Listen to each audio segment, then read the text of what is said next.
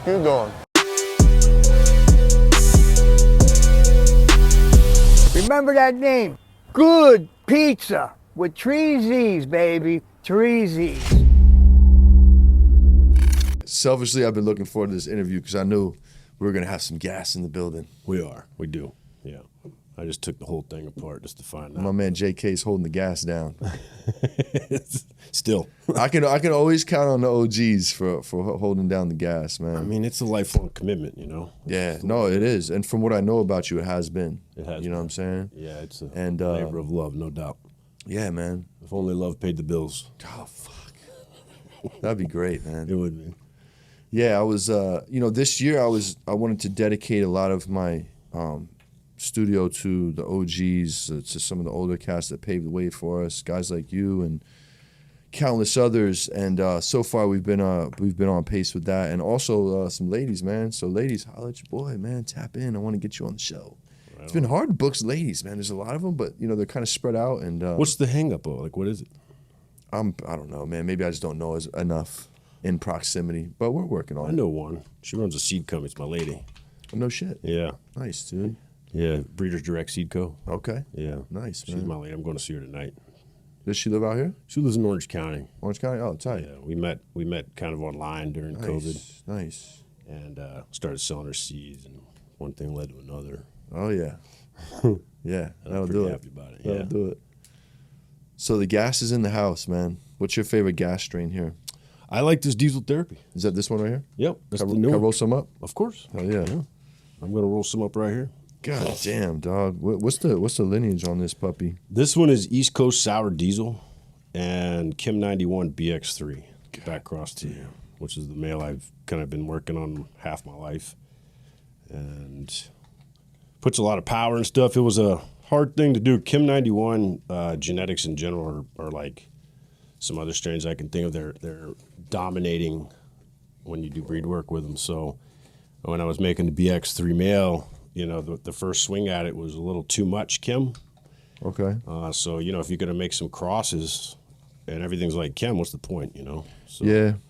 You're looking for the outliers. Yeah. So I had to go back to the drawing board, and I had to go select again something that gave me the certain characteristics that I just can't live without, and that are going to add to some of the other mothers that I've crossed him with.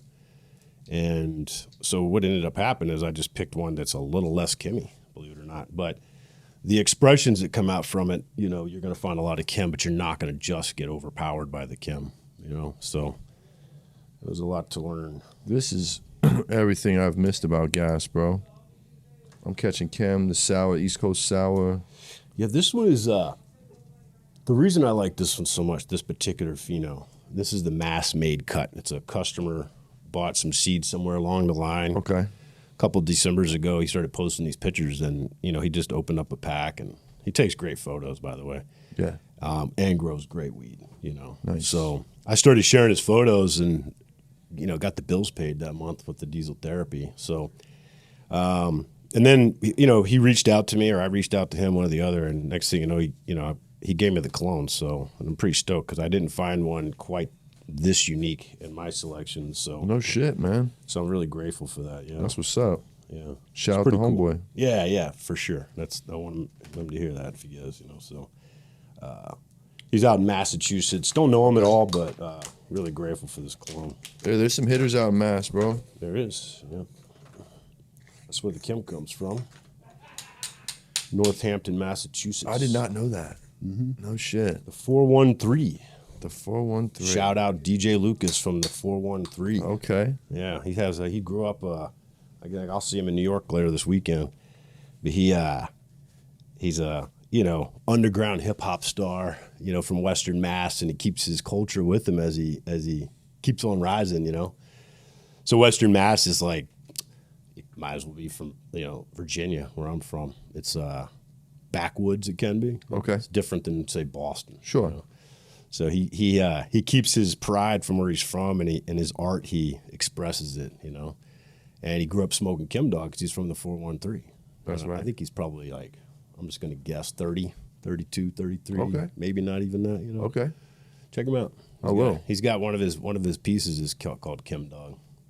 Nice, bro. I love it. But that's the only reason I know him, because you're on Instagram. You're like, oh, let's just see what happens when you search for a song called Chem Dog, and boom, there it is.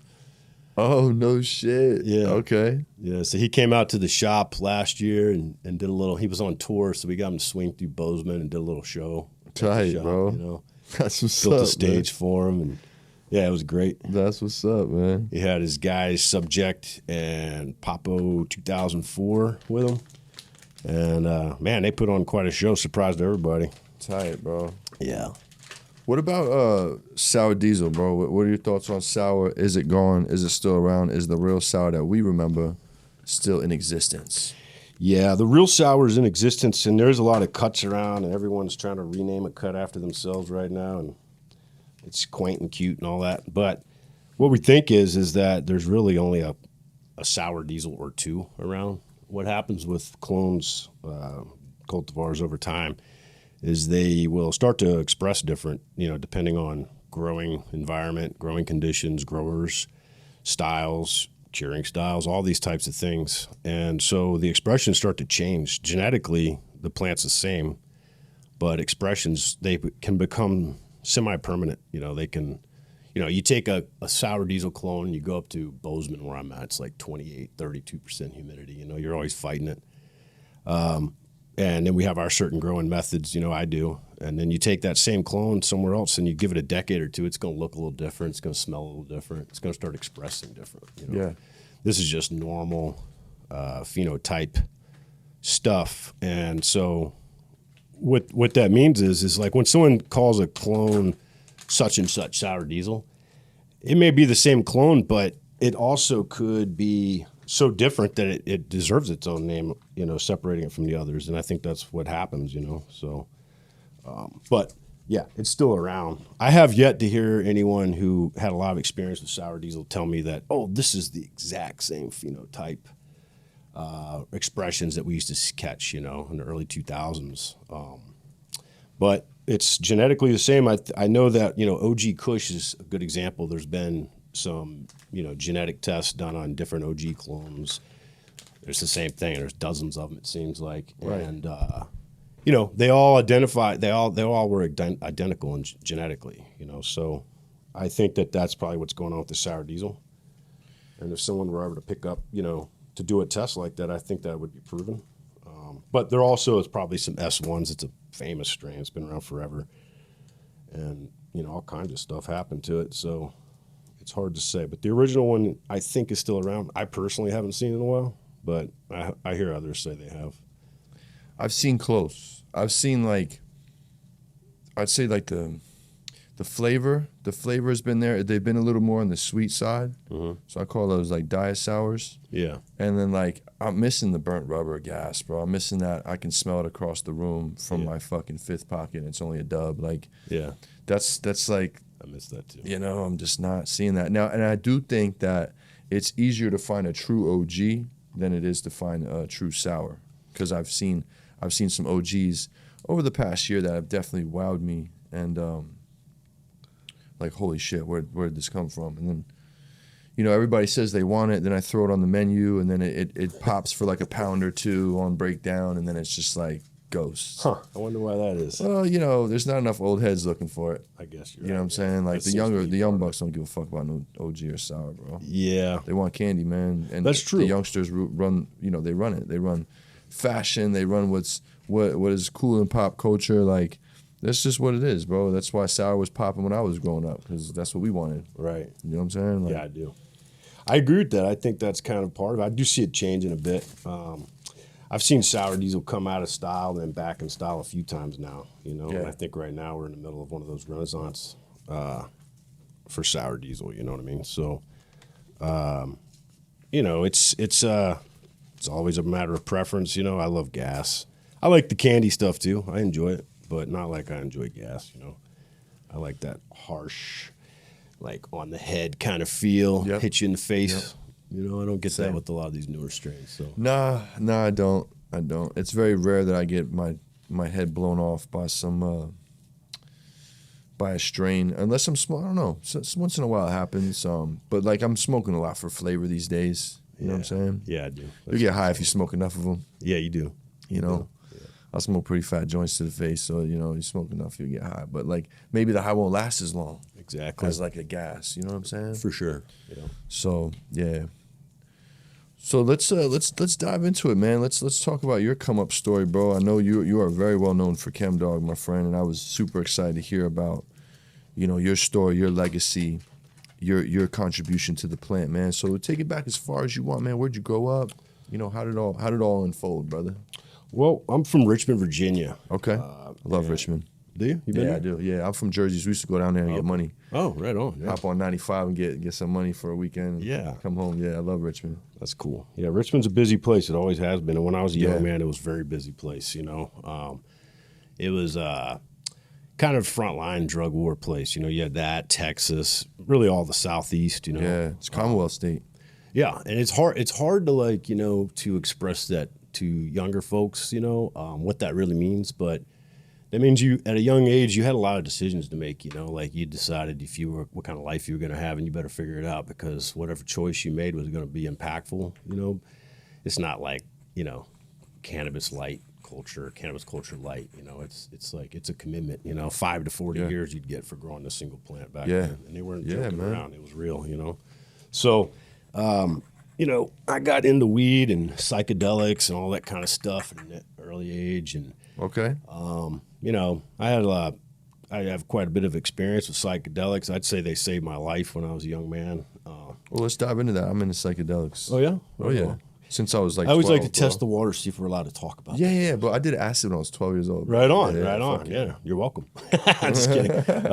But seriously, yeah. So that's the same with me. I was a little bit older than that. I was probably 14, but I was older than that. I was 15 because I was on a path. I was kind of an angry, violent teenager. Okay. Like a little overgrown and couldn't wait to take it out onto someone all the time. Got you. Just really walking down the wrong path. Yeah.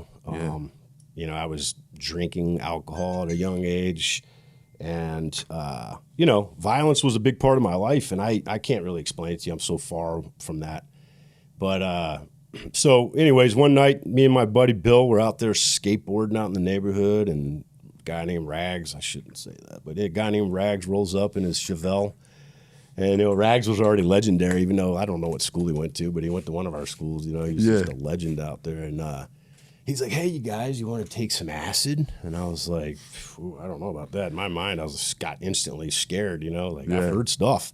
Yeah. And my buddy Bill was like, hell yeah, dude. So the pressure was there. Ooh. The smiley face gets handed to me, and I turn to Rags, and I look down into his car, and I said, Rags, if this shit fucks me up, I'm going to kick your ass. And he just laughs at me as he drives off in his Chevelle, I mean, what else is he going to do? Yeah, right? Yeah. And so anyways, took the stuff, went home, laughed my ass off. The armor came off, so to speak, and put it down for a night and just laughed. And I remember my mom coming downstairs and being like, what the hell's so funny down here? Yeah. I don't know if you'd understand, Mom.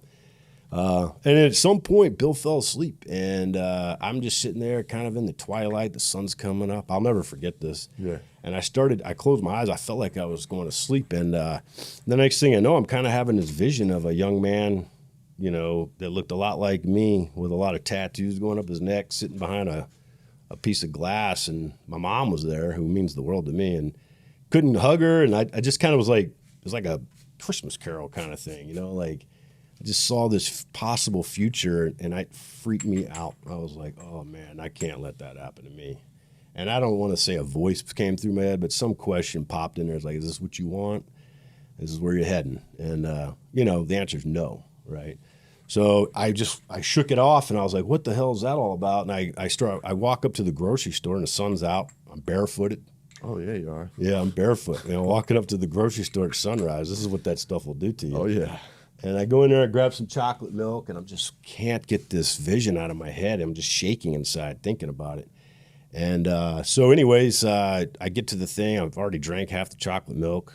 I'm barely even thinking about where I'm at. And the lady's like, this is how much? And I'm like, I don't got any money. I don't even have shoes on me.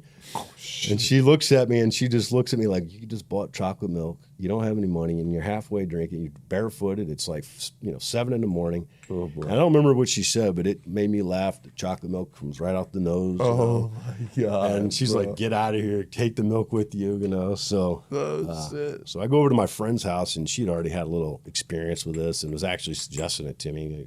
If I want to try it, and I was like, no, I'm not going to do that stuff. It's crazy. Where's the vodka, Right. And I tell her what's going on, and she kind of puts it all in perspective. Like, wow, you may have just gotten saved, man. Like, that might be all it takes. Like, having, like, this moment of, insight, about an experience that I'm having as a friend of mine trying to point it out to me. And it kind of stuck, And from that point forward, I just was trying to get away from that, and just always remembering that moment. I still remember that moment when I react to a situation, like, you don't have to react this way, And I give that experience a lot of that credit, and I like to talk about it when I get the opportunity because, one thing that happened when I was young, and a lot of people like me who had this experience, is that we had I feel this way strongly. It saved my life. It saved me from a future that was not going to be pleasant. And I understand I'm not the only one. And then, of course, then the Grateful Dead comes around and, they have their ways of scooping you up and taking you with them, brainwashing you and, kidnapping you, and giving you a life that you would never find anywhere else, like real adventure, like the last great American adventure. And so, push comes to shove, one thing leads to another. Next thing you know, you get involved and, then it becomes apparent that, hey, you're just part of the chain, the same chain that got you. Mm-hmm. And it's important, especially then because the United States was such a dark place then in a lot of ways, with the war on drugs and it being so new and so how aggressive they were and freedom, young people going to prison for way too long, so. No doubt. It was easier said than done, but somehow got done anyway. And so that's kind of what it is. That's how I got to the Bay Area. Like I said, they brainwash you, they kidnap you, they drag you around North America, and then eventually they deposit you in the Bay Area here. You talking about like Deadheads? The Grateful Dead. Yeah, for sure. Yeah. What's up, guys? It's your boy JP, Good Pizza. Check this out. Everybody's been asking, where can I find the fire slices in California? Check it out. Here's the list. Write it down, take a picture, take a screenshot. And the traveling circus, Yeah. And break that down for people like so for some young audience, they might not know what that is. So break that down because I know what you're talking about. No, I know, and I always think about. I was just thinking about that before you say it's a hard thing to explain, No but doubt. The way I would try to describe it is what the internet is, right? It's a way to connect. It's a way to network on a grassroots level. Yeah. And so that's what the Grateful Dead was before the internet. Like if you were interested in these types of things, like kind buds or psychedelics or just you name it, that's where you got to go to find it. There's no other place to go. So so like the way it works is the Grateful Dead toured maybe let's say 80 days. It was 80 shows a year, just the Grateful Dead. So 3 tours, and then you got Jerry Garcia band as a separate. It's Jerry's band, his personal band. So there was those tours. Every other year you'd get one of those on the East Coast. You get a bunch into Warfield in San Francisco on Market Street. And so, that's a natural place for you to kind of find yourself is in the Bay Area. And when you come here, it's like, okay, there's only that many shows a year. So when you're on the tour, it's like money's everywhere. You just got to reach your hand up and grab it. We were ballers, like we were staying at the fattest hotels with our dogs and our dreadlocks and our, You had dreads? Not me, but a lot of my crowd did, you know what I mean? Sure. And so... we were a different looking crowd, but we know how to pay the bill, and we knew how to tip fat, and so we could stay anywhere we want. We go to New York, work at Astoria. We'd stay wherever we want and get treated the way you get treated when you spend that kind of money. Yeah, man. So how we made money, that's got to be left to the imagination a little bit. I think I touched on it. There's a lot of different ways. I always say this. Like when some straight person asks me, "You were on Dead tour. How did you make your money?" I say, "Well, think about it like this." Think about renting a pizza oven and sourcing some like loaves of bread, and you cut it in half, split it in half, cut it in half. Now you got 4 pieces. You throw some sauce on it, some cheese, some pepperoni, maybe not, and you throw it in your pizza oven, and you sell it for $5, right? But then you're at RFK Stadium that holds 90,000 people for 3 days, and nobody's going anywhere. Do the math. You know, you walk out of there with 15 grand from selling just pizza. Now think about things that are more valuable, like cannabis or other things. You know. Yeah. So you know, you got cash management issues at a young age with no home to say, no home to hide it at. You know. Yeah. So, and by the way, the highways of the United States were hot as hell then. You know, you basically guarantee you're going to get searched when you go on them. You know, back then. So. Oh yeah. So that's kind of the best way to describe it. There's just a lot of money at those shows. And now, okay, that's one venue of 14 on that tour, 2 or 3 nights each, So money is not really an issue if you're willing to hustle, if you're willing to get creative, if you're willing to, take a dot and connect it to another, simple. Yep. But then you come out to the Bay Area or wherever you go, the real tour heads, we didn't have anywhere else to go. So we would come to the Bay Area, wait for the next tour. And that's where the, Haight-Ashbury comes in, the Panhandle Park, Buena Vista Park eventually, once they kicked us out of Panhandle Park. But we would, buy weed and then make eighths. We call them eighths because we would take, an ounce of weed that was $425 for weight. We called it weight, because it weighed 28 grams. Mm-hmm. And then we'd bust 10 out of that, instead of 8, or maybe if you get a little crazy, if it's fluffy, maybe you get 11 or even 12 sometimes. Okay, you just eyeballing shit. Yeah, it's an eyeball thing. There's no scale, yeah. The scales were shitty little handheld ones back then. Oh, we had digital scales. Oh, they had digis back then? Yeah. No doubt. I had a nice little jewelry case with a Tanita, those black. The Tanitas, bro. Yeah. The best ever. They'll last you 10 years. Yeah, they last good and they're durable. You can roll around with them. So. But you had to check that weight, but you have to walk up to Waller Street to meet the guy with the van who had the weight. And we always wanted to know where he got the weight from, so maybe we can get the weight, but we don't know where the weight comes. It was so dry. It would be so hard to find good weed. But it was all, Mendocino outdoor, Humboldt outdoor, very little indoor, Yep. But the thing about it is, and the whole city would come up there to buy good weed. If you wanted swag, you could go down to Dolores Park. But if you wanted the good weed, the green weed, the kind bud, you come up to Haight-Ashbury and find it in Panhandle. I remember selling cannabis to people with HIV and cancer, and just people who were desperately needing it. And then plenty of people who just wanted to smoke some weed and didn't know where to get weed. Yeah. I would say in the city back then, it didn't really matter if you knew someone who could get weed. It was really hard to find weed. It was really difficult to find. We're talking like the early 90s. Okay. Shit was super sketch still. Yeah, it was just really hard. Yeah, it would be, summertime, it'd get extra dry, and then the weed would get extra expensive and all that. So that's what we would do. But then the cops would show up every Tuesday on the dirt bikes and roll through the park and sweep it. You got kids who were just in town between shows that never really got to leave because they got hemmed up so bad. Damn. Next thing you know, they got their second felony. It was all felony. Possession was a felony back then of cannabis. Jesus.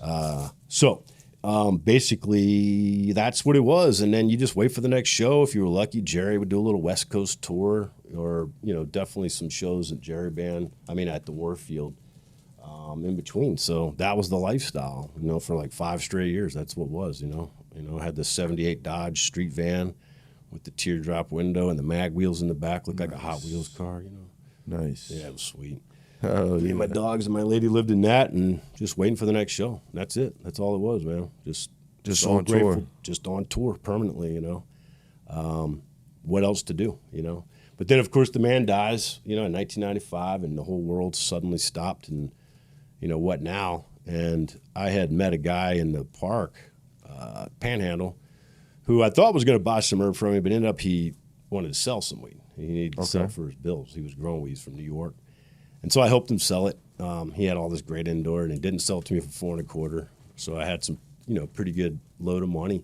And he was so grateful that day. I sold a couple pounds for him. Nice. And just kind of like found people who wanted ounces, people wanted weight. Sure. So he was super grateful, got to pay his electric bill, California Dream, got to go another day, another crop, another month. And he promised me that he would hook me up with some clones when Jerry quit, when the whole thing was done. So, we got to know each other, and he invited me to come to his table at the Warfield. He always had the same one, and all kinds of legends would show up, like Bob Snodgrass, the very first guy to make a fumed glass pipe, he used to make them in the parking lot.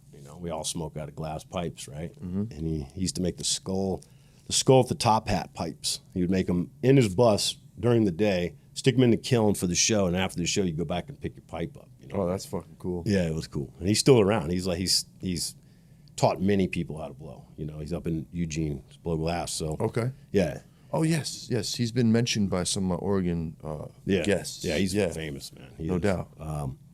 hell of a guy. Makes some of the best stuff too. In my opinion, it's old school, you know. But anyway, so I forgot what the hell I was talking about. So we were Bob Snodgrass. So Jerry just died. Yeah. You met this guy. He's gonna give you some cuts. Yeah, I met him before Jerry died. I met him like in a couple years before Jerry, and we became good friends. And he always said he would hook me up. He was so grateful for, you know, getting that going for him, getting that money for him so he could pay his bills and his rent and everything. So Jerry did die, and at this point we were pretty good in contact because I would go to that table with him. And so I had some people from Virginia who, you know, Virginia, we're known for some strains back then, like some strains like Super Skunk, and we call it the Nige, the Northern Lights #2. We just call it the Northern Lights. There was some legendary strains there. And he had heard about them, you know, through his travels. And, you know, so some of those guys came out, and I asked him, hey, man, is it cool if some of my friends from Virginia hang out at the table with us this weekend or whatever? He's like, yeah, absolutely. So they come by, and everyone gets to know each other. And, you know, the guys from Virginia are super private. Like I said, it was very much illegal 5 to 40 years for just growing a single plant, and they were aggressive. They were coming, you know. So they were super quiet, different rules than people live by these days. And they got to talking, and they were smoking Super Skunk, and my buddy wanted to get that clone of Super Skunk, and they all talked to me and said, hey, is it all right we talked to your buddy about trading some clones? And I was like, yeah, you guys are all like the people I get my weed from, of course, you know. So they did, and then next thing you know, the Chem Dog and the Super Skunk are coming out to the West Coast, you know. Okay. And this is right around the time Jerry died, and you know, after some pushing and pulling, he came through with what he said and brought some clones by, and those were the Super Skunk and the Chem 91. And so, you know, the Chem 91 was presented to me as like, hey, this plant's gonna break your heart. It's gonna, you know, wreck your world. It's gonna be hard to root. It's gonna be your favorite, and it still is. But it's not going to be something you're going to be able to pay the bills with, you know. And don't smoke any of this in a bubbler before 11 a.m. You know what I mean? That kind of stuff. Yeah. So, you know, and then I just kept it. That's all there is, you know. And I just fucking kept it. It was my favorite plant, and I saw people give it up or lose it, and I just didn't seem fun, you know. Didn't seem like some experience I wanted. And I did go through this. The same guy, you know, who I'm talking about. You know, he had the Super Skunk, and we were really tight back then. We're not so tight anymore, but.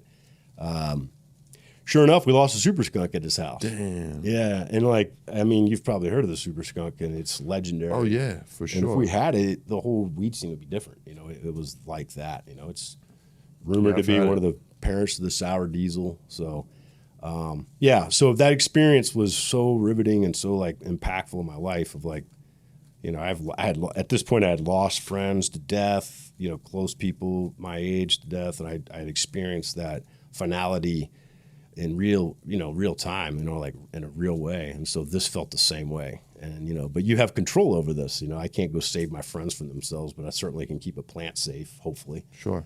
So, you know, I just took that experience, and I just made sure I never lost sight of that or lost that feeling.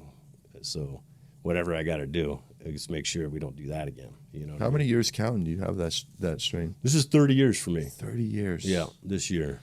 You hear that, youngins? 30 years. This plant he's been holding is 30 years old. 30 Holy years, you know, shit. think about what happens to a lot of people. Genetics anyway. Yeah, well that exact plant. I mean, yeah, the clone. But I always think about it, you know, like I honestly don't reflect on it much, but lately I have been, and You should, man. I do. I mean, I don't have a choice really. You know, it's a primary color to cannabis. I mean, it's one of the backbones of all of cannabis, contemporary cannabis. It is, you know, like that's where the gas comes from. So, you know, redundancy was a big part of it, you know, just making sure. But then I found was troublesome. Like this friend of mine, he seemed like he never could hold on to it, you know. And then I gave it to a few other select people. I was told never to give anyone, but thank God I didn't do that, because eventually that mattered. Yeah. But anyway, so that's kind of the basics of it, you know. Yeah, like no doubt. You know, it's like a best friend. You know, what are you gonna do? You know. Like, Yeah, what are you gonna do? He's not popular today. You know, let's just move on from him. No, that's not me. It's like the dogs. You know, plants to me are not just something that I work with, they're like living creatures that are part of my life, like my dog, like my friends, like my family. And so, and then 30 years later, it's like I've been married, I've gotten divorced, my kid's 29 now, It's like life just moves on, but that plant sticks around, and I make sure of it, That's dope, bro. And it's just what it is, Do you care to share any of the history on Chem Dog? Like, where is it from? Who bred it? Like, Yeah. Can you shed some light on that? Yeah, we don't know who bred it. It's bag seed. So Okay. a guy It's named bag seed. Greg G, Chem Dog, Okay, yeah. was in a dead show parking lot in 1991, Deer Creek, Indiana, and bumped into another guy known as P-Bud and another guy named Joe Brand, who they were kind of teamed up, and they were from Colorado. And Okay. the story goes, I wasn't there, of course. I mean, I was there, but not with these guys. But the story goes is that, Greg, Chem Dog, he followed these guys around because he could smell the weed, and, eventually got to the point where he could, make a transaction with them. I'm not exactly sure the details, but the transaction happened, and then he traded numbers with them, which I think that's probably one of the more significant parts of the story, because trading numbers back then was not, that was taboo, asking someone for their contacts. Yeah, bro. These days, people have it on their back of their car. Their That was a Instagram. landline, dog. Yeah, back then you had to know someone before you asked for their contact. Otherwise, you might, you get a weird reaction. Yeah. So, but I think that's a significant part. So, basically, they traded numbers, and then some, bag got sent out at some point that had, I think, 13 seeds in it. And so that's where the Chem Dog came from. He found the 13 seeds in the weed and started popping them. I believe it was 13. And started popping them and found the Chem 91. I think was like the first or second one he popped. Oh, shit. And so kept it, and kept on, I thought that was, to me, that's like, wow, significant. Like, how many bag seeds did we find? We just threw on the ground, didn't think twice about it, like ate it, like Ate it, got threw a it in the little hemp ashtray. roll. Yeah, exactly. And so I just think that is so wild that he, had that notion to start popping these seeds. But what a good idea, Yeah.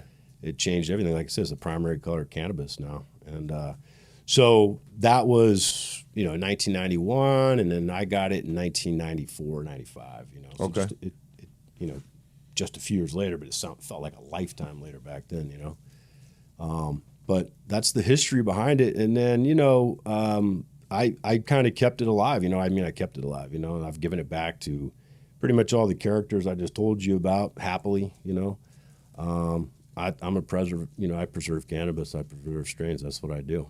I'm into it. I have a hard time throwing away a strain that I know I'm going to throw away at some point, Yeah. So like when I do pheno hunts and such, it's really difficult. I need to have someone else there with me now, kind of like, Just get you to do it. Yeah. Like, bro, just come on, just do it. yeah, to We don't coach need the this. coach, you know what I mean? Like, yeah. like Shanahan probably could use one of those right now. You know what I mean? So like just somebody else, a third voice in the room, say, hey, we can't keep them all.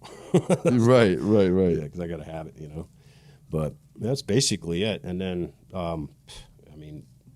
are a lot of lucks involved, a lot of, definitely a lot of redundancy, but just super duper dedication. The way I describe it, people ask me about it. I don't even know what to say sometimes, but besides what I told you. But one thing I've just said is, it's like life is crazy what it throws at you, like the ups and the downs, all the things that happen over 30 years of any human life, But, It's a lot, bro. I got my mom. I got my favorite football team. These are like my first loves, Yep. My mom's no longer with us. My football team's all messed up, but it's all good, but I still got this strain, you know what I mean? So, but everything else has come and gone. Friends, they come and go, They some do. to death, some just go.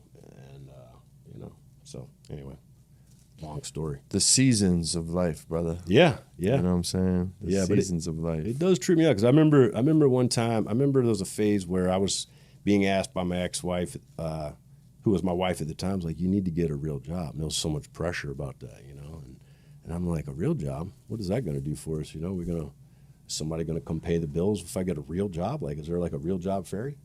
Going to take us on vacation? Right. So, all right, well, I'll just get another place and we'll just grow weed there, and then you sleep good at night. But so, yeah, sorry about that. No, you're good, man. I'm trying to shut this thing off. What age were you when you started growing trees? Would have been, let's see, Jerry died in 95, so right around then I would have been 22. Sorry about that, dude. It's all good. I'm Let me shut this off real quick, all Yeah, right? yeah, you're good, man. What's up, guys? It's your boy JP, Good Pizza. Just taking a quick second to shout out my sponsors over at Grove Bags. Listen, it's an exclusive proprietary bag, and here's why we love them. Let's talk terpene preservation. This is the best environment for storing your cannabis. It keeps your cannabis at 58 to 62% humidity at all times. It's like your cannabis is living in San Diego year-round with the best weather. Terpene and flavor longevity. That's important. It inhibits microbial growth. No mold, Kujin. Let's talk light protection. UV rays and good pizza don't mix. It also increases shelf life. Guys, if you have your flower in a dispensary, please use Grove Bags. We all know that stuff sits sometimes. This is gonna be your saving grace for flower that sits on that shelf longer than it should. Don't mess around with the pizza. Use promo code GOODPIZZA with TreeZ's. Tell them Good Pizza sent you. We'll see y'all back on the show. What did you say? So, how old were you started growing weed? 22. 22? Yeah. Okay. Sonoma County. So, You ended up in Sonoma. Let's talk about that chapter. Yeah, I guess I left that part out. So, during this end part, I had of Jerry's life. In between, I wasn't like living in my van anymore. I had an apartment in San Francisco. Okay. Down on Turk and Divisadero, and so I was there a lot. And my ex-wife, who was my lady at the time, ended up being my daughter's mother, thankfully. She was going to school at Sonoma State as a transfer from University of South Carolina. So she had another semester to do back there. And when she was done, I was already posted up in our apartment in San Francisco, and she didn't want to live in the city, and she was talking about Sonoma County. My only experience with Sonoma County was driving up the 101 up to Humboldt, Mendocino. And I was like, I don't know, it doesn't look like that nice of a place to me, well, she's like, you got to see this, come check it out. So we go out to West Sonoma County, Sebastopol, Occidental, that area. Yeah, and I fell in love, Forestville. I was like, wow. Started to see familiar faces from tour around. I was shit. Yeah, I was like, this will work just fine. So, we moved there and got a place, probably, what would have been, July of 95, because Jerry died in August of 95. So we just got the place in Guerneville, California, and started building a grow room right away because that was always the plan. Got a place to grow weed, start growing weed. You know, so I started building a room, and I got those cuts, and away we went, and that's where I was for 27 years until COVID. I moved up to Bozeman. So no shit, man. Yeah, and Sonoma County a little bit, I'm sure. It's a very busy place. I do. Any given day, there's a lot of action there when it comes to weed. There is. Yeah. So, that's what it was. It's always been that. And the next thing you know, there's got a house in Oakland, a couple in Sonoma County, and and that's just blowing out houses. Yeah, and garages and basements and such. And just kind of never being in the same spot. All the time. It was all right. No doubt. It was the heyday. Medical cannabis was going on at the time. How it was, and yeah. There was a lot of money to be made. It was easy. Money was just flying through the air around. Sure was. The Bay Area and California in general. So it was good times. Things are different now, but that's a fact. Yeah. So I was there, and that's kind of I raised my kid there, and all the other things that happened in life I was there for. So nice, dude. Yep. So you didn't do any outdoor growing? Just you went straight indoor? I did almost exclusively indoor. I did a little outdoor. When things started getting bigger with the medical, with the way things were, the free for all. Okay. I got jobs consulting up in Laytonville and Humboldt. So I had my hands on it, but not a lot of personal outdoor. I'm kind of an indoor guy. I like indoor weed. Same. Yeah. I do like outdoor weed, but everybody don't attack me or anything. I like just no doubt. Prefer indoor weed. That's all. So. Interesting. A lot of older cats like the outdoor shit. Yeah. But you've been true to the indoor scene. That's I'm still young. Yeah, you are. You know what I'm saying? You're only like 2 years older than me. It's all relative, It's all relative, bro. Yeah. Yeah, I'll be 52 next month, so I'm so you're 10 years older than me. I'm officially so becoming an older guy. Yeah. Yeah, it's all good, man. But when you say older guy, I think about older guys, that are older than me. That's also relevant. Yeah. And you're right. They love that outdoor, Yeah. The man who created that Super Skunk F2, Super Skunk is a strain that, you could buy seeds of back then, but he made an F2 of it, and that's the one that became famous nationally in the United States. It's known all over. His name is Mark. He passed away a year before last from liver cancer, but he was a hell of a man. He was a good one. He was a real one, a real legend. We talk about legends in cannabis. He was a real one. You're never going to hear about him, but breeding cannabis in the 80s, stuff that sticks, that we can still talk about today. I met him by chance. I've told the story before, but I met him by chance when I was going through an LSD charge when I was young.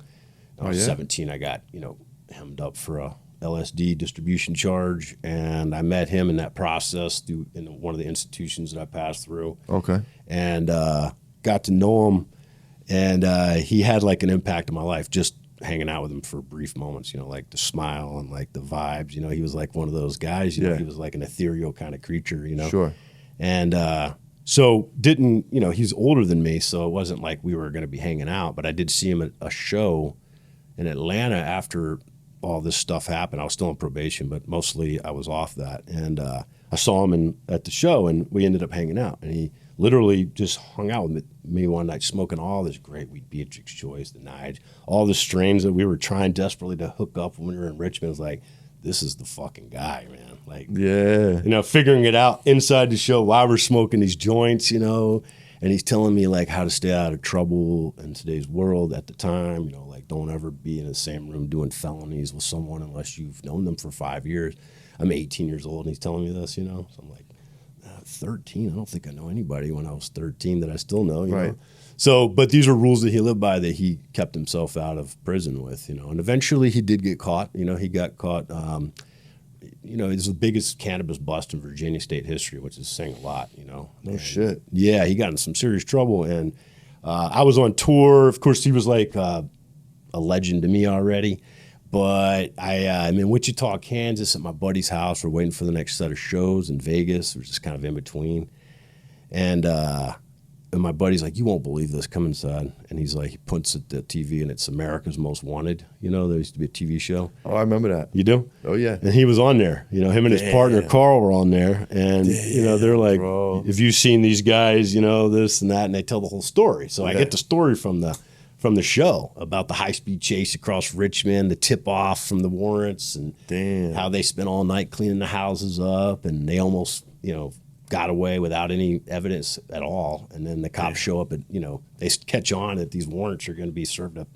houses that are now empty, and all these locations are empty, and so there's like a high-speed chase across Richmond. They both get away. Now they're both on the lam, and now they're on America's Most Wanted. Oh my God, bro! Yeah, that doesn't happen anymore. No. And then a funny little twist to that story is so I guess it was later that year. It would have been later that summer.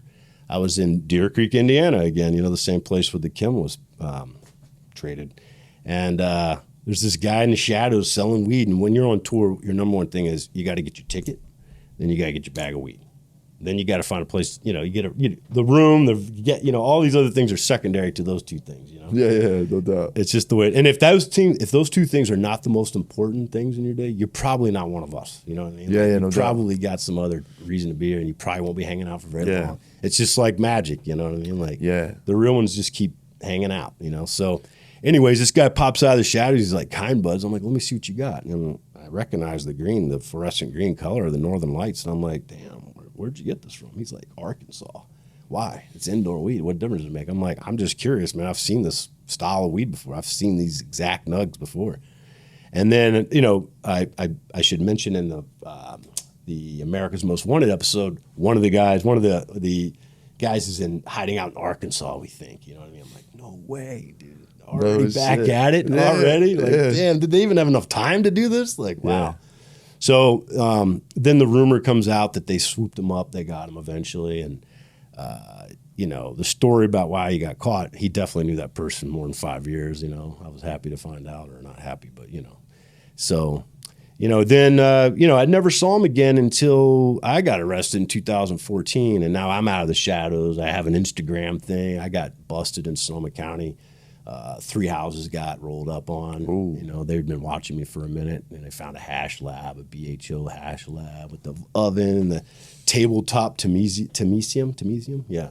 So it's like one of the original extractors, no pump. It's just passive, Okay. So they found all that. I worked late the night before. They got really lucky on that. And so I kind of came out of the shadows at that point. I was online, just kind of checking things out. They took everything from me. It was a big deal in my life. Like 9 felonies.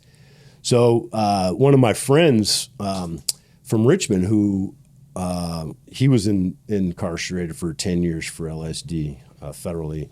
He was living with me at the time, and he's like, "Hey, man, is this Carl or Mark or I was like, "That is," and I looked and I was like, "Let me see that," and I went on the thing, and it was freaking Mark's Facebook page, the guy who I'm telling you about. Yeah. And I was like, wow. So I just was like, I took a shot, and I was like, I'm just going to write him a letter and tell him how much his like small part, like this moment in my life impacted me, So I did. I wrote him this, message on Facebook. Hey, you're not going to remember me. You're not going to know. This may not mean anything to you, but I got to tell you, it's my opportunity that, you met me at a time in my life when I was like, I had a choice. I could either go back to straight or keep on going. And because I met you, I kept on going, and I want to let you know that it meant the world to me, and it still does. And I just can't believe that I can even see your face right now. I never thought I'd see your face again, Yeah. And he got back to me right away. He's like, "Oh man, hey, where do you live?" I'm like, at the time I was in Napa County, because once they got me in Sonoma, I moved over to my girlfriend's house at that time in Napa. Sure. And so he's like, "Well, I got property up in Humboldt County. I'm gonna be driving out there from Virginia next week. Maybe we should link up." And so he did just that. He came and he gets out of the van, and he's got the long ponytail still, and like the deadhead smile and the whole thing. And he's like, he walks up to me, he wears those like tinted kind of prescription glasses. He takes them off. He's like, "Yeah, I don't remember you at all." I was like that. He goes, "It's okay. We can be friends anyway." I was like, "Right on, dude." Yeah. And so immediately we went right into it, and I, he's like, "Oh, you remember the Super Skunk?" I'm like, "The Super Skunk? Yeah, I remember the Super Skunk. It's legendary, man. Like everybody around in the world wishes they could get that cut." And he's like, I think I can get it. I can get the Nige. I can get that, And I'm like, "What are you running anyway?" And he's like, he ran off a bunch of stuff, and I was like, "If you can get any of those ones from Richmond, we can work that. It will be a good thing." So he started driving them out, and he did have the Nigerian, but the Super Skunk, the way he described it to me was, he said, "I gave these guys," what he would do is he'd give clones to folks back in the late 80s, and he'd say, "All right, I'm going to do everything. I'm going to show you exactly what to do." And he'd give them the light and everything, and set it all up. Usually it was a light they shook off of a lamp pole, Yeah. And he's like, "And you're just going to sell all the weed to me. I'm going to pay you, but you're giving me all the weed," right? So that was his gig. He's going to buy the garden. Yeah. And that was his whole gig, and it's just what he had going on. And so he told me, he said it was a guy that he gave cuts to in this capacity in Richmond. He goes, he lives in the same place. He has the same basement. He has the same grow light I gave him.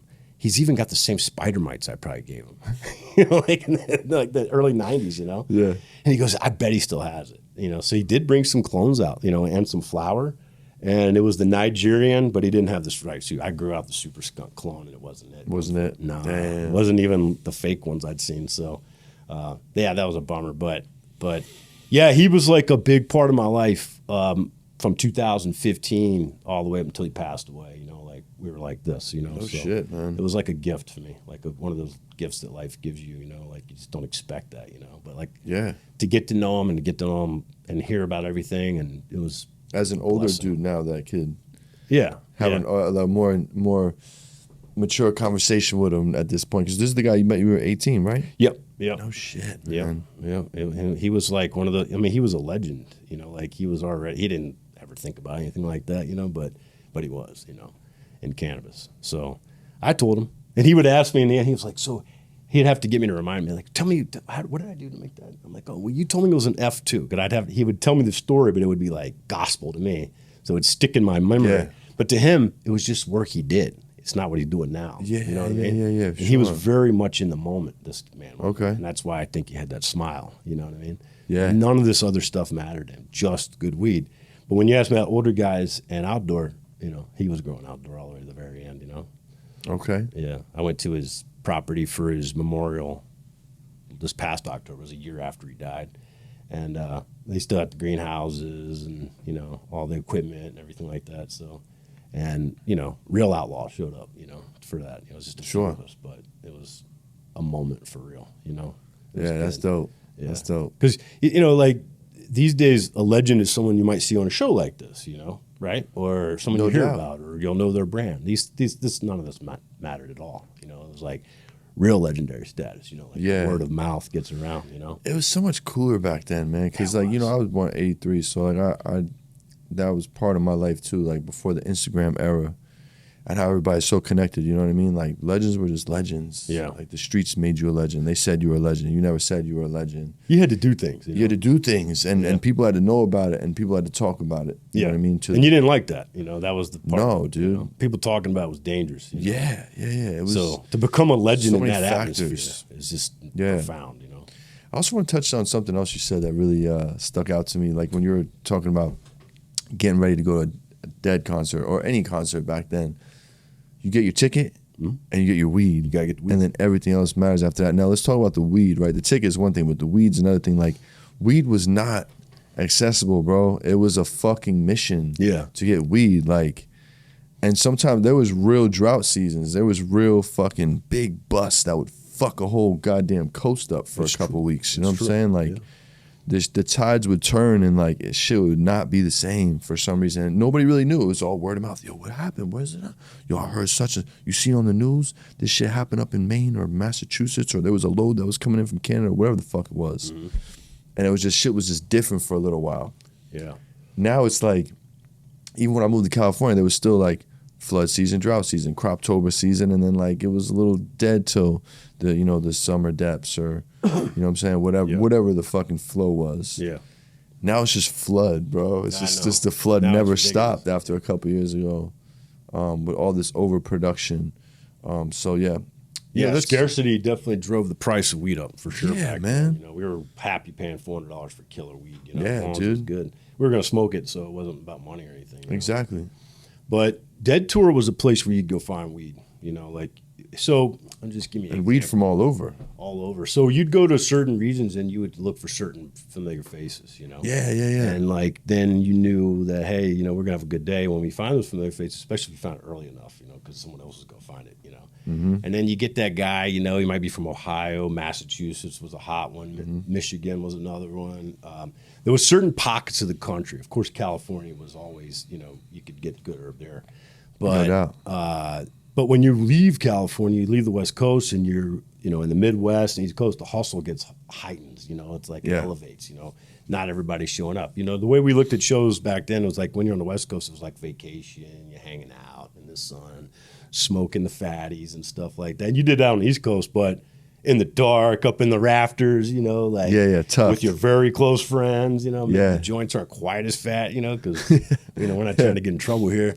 But you would find like people in different areas of the country that reliably had weed, and they would wait for the shows. You know when the shows are coming, so you can just wait. You can sell all your weed, and you don't have to worry about selling it to the guy down the street who's going to, you know, get caught with his, you know, with his pants down, so to speak. And next thing you know, he's telling on you. Yep. You don't have to worry about that. So for a dope grower, that would be ideal. You know, it was safer to go to a Dead show and meet a stranger than it might be to hook up the guy in your town who's got a big mouth. You know what I mean? So I remember, like, I'm trying to think of an example, like South Florida.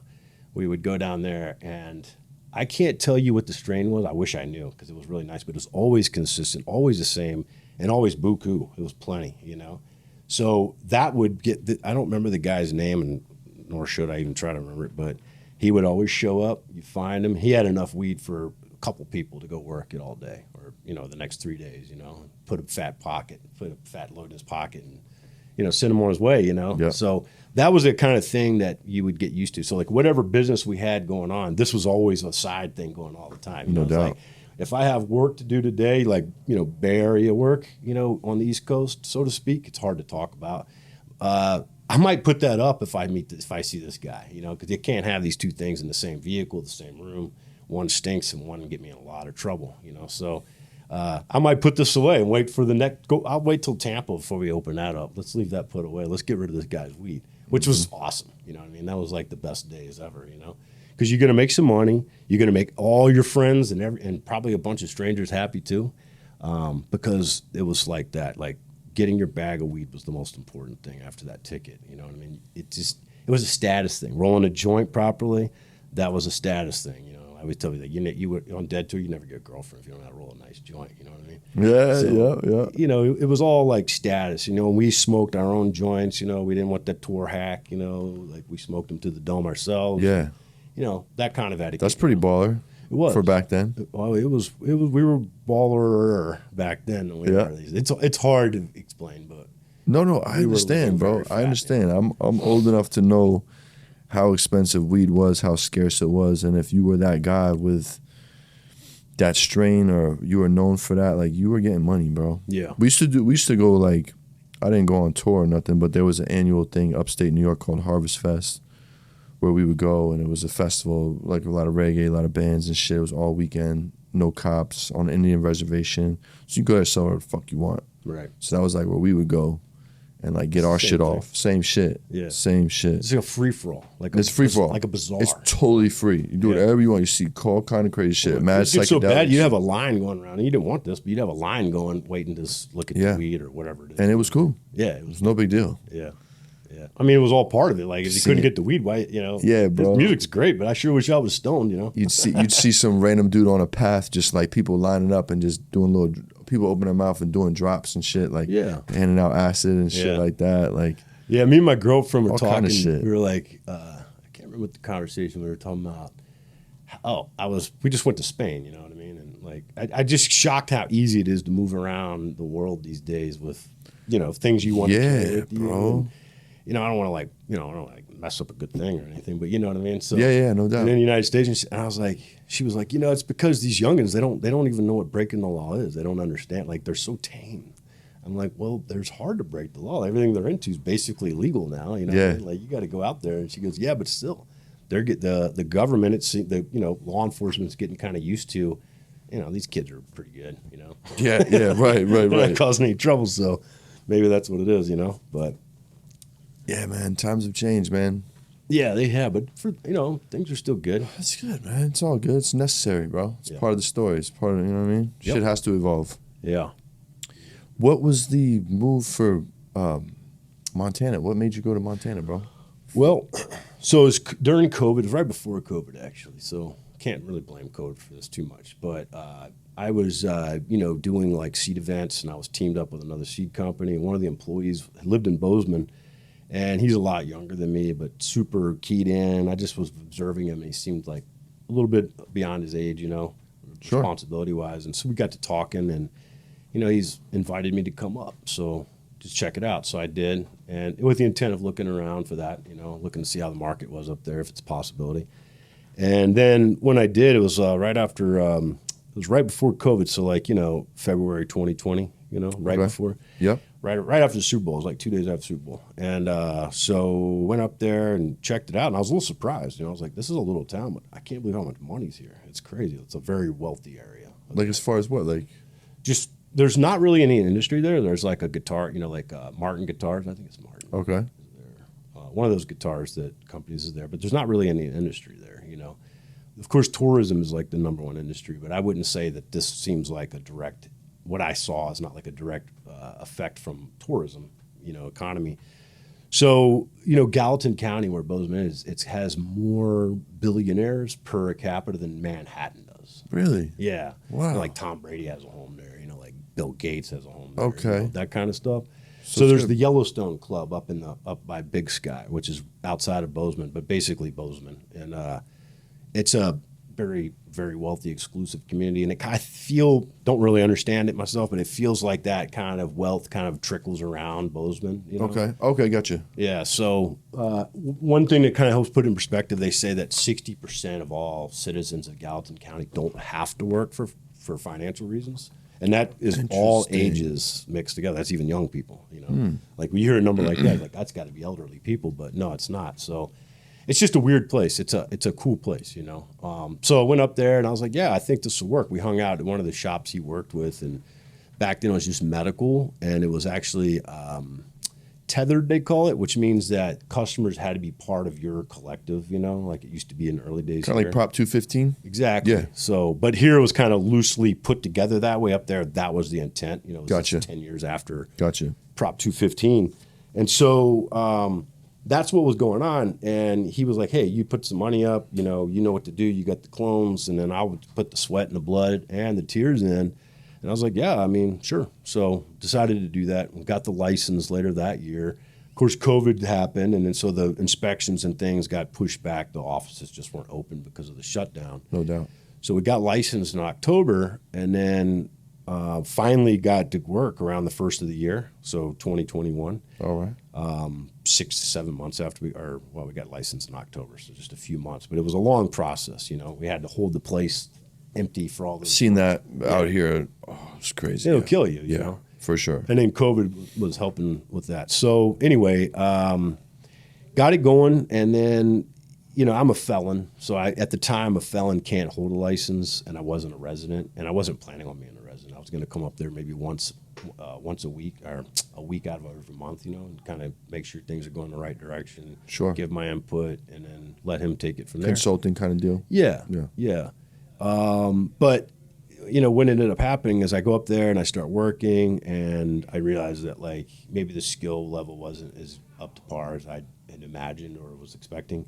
So I kind of hung out a little longer. The place is beautiful. It's a nice place to be anyway. And then he kind of bailed on me that year in July, just lickety split one day, just too much, He was wondering when he was going to get paid. I'm like, as soon as we make some money, maybe, it's called profit. And then we take that profit and then that. Yeah. But until then, it's going to be tough, You gotta pull up your bootstraps, tighten down, Yeah. And I don't know if that's what it was. We didn't really get a chance to talk about it. There was a girl involved too, so maybe that, too. Okay. But anyways, he bailed, and so now I'm standing there. I've got, $200K sitting in this fucking facility, and the guy's split. So I'm like, I guess I live here now. So I built an apartment in the fucking warehouse. No shit, dude. Do what you got to do, That's right. And just that's what happened. So I ended up never going back to Sonoma County. You know what I mean? It's just how the life of weed takes you places. It does. It does. So, and I'm grateful. And it would have been, I was already frustrated with, certain details. So it worked out for the best, Good. And I ain't going to badmouth it, but that's what happened, And, hey, it is what it is. What are you going to do? Yeah, and, so we're still up there. We're still doing it. Now, now Montana market. So since then, what happened was a few months after that, after he split, we went to rec. And untethered right before that, meaning anyone can come into your medical business and buy cannabis, which is, something that we all expected as we were making this plan to happen. The government, came through on that. So the untethered in June of 21, and then he quit in July. Rec was in January 1st, 2022. Okay. So it happened, boom, boom, boom. And then things got much better, Nice. But then now Montana did the same thing that every state, in California included, where it's like, oh, cannabis is legal. Give me 60,000 feet, 160,000 feet. Give me 120. Give me 5 manufacturing facilities. Let's go. And then the price of weed hits the bottom because there's too much weed, and economics still rule the day. Yeah. And then so that's where we're at right now. And Damn. now people are dropping off. Yeah. But that'll cause that too. yeah, and we're not we don't have the ability to go out and get 4 or 5 different retail locations. So we just kind of maintain what we got. Well, that was always the plan. Because it seems to me the biggest mistake is to overexpand at some point, and then of course. you got investors now, you got loans now, and then the price of weed goes down. What do we do? Yeah. So Did you guys take on investors? No. Self-funded? Yeah. Nice. Yeah, we just kind of truck along. Cool. How many lights you got? It's not very many. Yeah, we're like boutique. Oh, cool. So, yeah, but we've decided just recently that we're gonna when you're growing flower and you're pumping flowers out, and we have our niche. Our niche is we got a lot of strains. You come in, there's a case with 54 different strains to look at, and it's all nice. We got everything from airborne G13 to the latest and the greatest, whatever that is. Sure. So, anyways, what we've decided as a company to do is we're going to get back to what we originally did. I'm going to go ahead and say it, this is Lucky Dog Seed Company hiding under a license in a state that allows it in the United States. Lucky Dog Cannabis is the name of the company. And so, we're going to get back to that. We're just kind of narrowing it back down. We're going to get back to pheno hunting. A lot of our customers are tourists that know about me and the Chem Dog and the Chem Dog legacy. And so that's what they come by. No, they come by and it's like an experience for them. They're visiting from Massachusetts, Connecticut, all over. Sure. And the gas states. Yeah, they like they're generally the older crowd, and they come by and take some family photos with me, and we smoke some weed and sell some. See, you're a legend too, dude. I don't know about that. But no, no, nobody says they are. It's cool. We'll let you slide. It's cool. And then and so we're just going to get back to breeding because that's what it was always Right. supposed to be, a place where we can freely do that without Yeah. the trouble coming, you know. And so we made a commitment recently to get back to the basics, especially because, you know, selling little jars of weed to everybody's getting harder and harder and harder. You No know? doubt. They want the cheapest weed. We have, you know, affordable weed, but that's not our thing. You know, our thing Yeah. is killer weed, you know, like high end weed, you know, rare strains are hard to find. Do you guys have a dispensary as well? Yeah. Okay, so you have a grow, a dispensary, and a distro. Like, how does it work there? You do. So when I came up there, vertical integration was part of the regulation. Got you. You Okay. could only Okay. sell your own herb. Okay. right? Got you. That changed when rec happened. Then you could Okay. do wholesale. License to license between Right. distros and so shit. they were late to that, you know. And Got so I'll be honest, when I got there, I hadn't really thought about where we're going to sell the weed. I just know that you grow the weed and someone's going to buy it. That's the way it's always worked, you know. You might have to go through some hoops, but eventually that's what it is. And so that's when I got there. It was like, oh my God, we got to build a dispensary. You know, like, all right, well, I don't mind. You know, I did almost all the work myself except for the sheetrock. You know, and built a really nice, beautiful dispensary that is my style. Looks like my living room. You know, No way, my dude. artwork's on the wall. You know, Cool. My posters, they're always sitting in some dusty corner in every house I've ever lived in. Are now on the wall. Yeah. You know, and Is that the best? I love it. Yeah, can finally I fell put in those love with fucking that things part. up. Yeah, Yeah. and I think that's why I took that part too far. Like I got obsessed with this. I loved it. You know, and I was like, I want to do this. I want to build more of these. You know, this is great. Yeah. I love when someone comes in and they're like, wow. You know, and I remember this one customer comes in and he brings his kids in with him sometimes, and his daughter's sitting on the couch and she's like 12, 13. I don't know. And she's like, this place is a vibe. And I was like, thank you. I appreciate that. I've been looking for that. She goes, it is. And I was like, right on. You know? Yo, that's crazy. Well, so you can have 12-year-olds in a fucking dispensary out there? Yeah, it's Montana. Yeah, we No don't have shit. security, none of that No kind of way, stuff. dude. Yeah, man. It's Nice. Yeah, it's pretty sweet. You know what I mean? Nice. What are you guys selling Ace for out the door? Like I think they're like 32 after tax. Damn, that's great. Is it? It's like Hell yeah. $26 before tax. I don't know. Bro, it's like fucking $80, $70 for top shelf after tax out here. Oh, man. yeah, for and the they're raising the customer, it's tax amazing. again. Yeah. Oh yeah. Oh, we're talking license to license. You're saying No, I'm talking about to the Wholesale? customer. That's what I to said. the customer. Wow, man, that's dope. That's cheap, bro. right? Yes. Yeah, it's a little too cheap Yeah. for killer weed. But Yeah. that's what it is. I mean, it works when it works.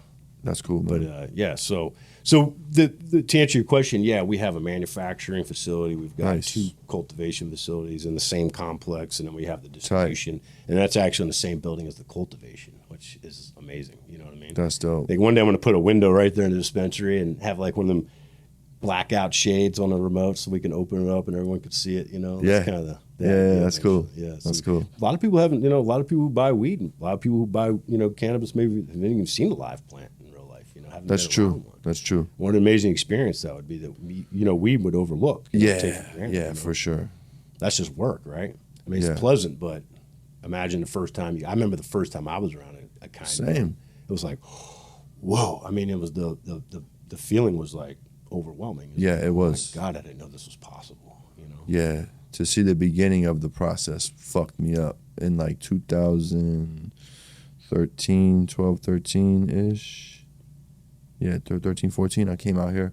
My cousin had a fucking, out in Oakland, had a crib blown the fuck out, dude. Couple, like, the property was nuts, dude. It was fucking trapped the fuck out, dude.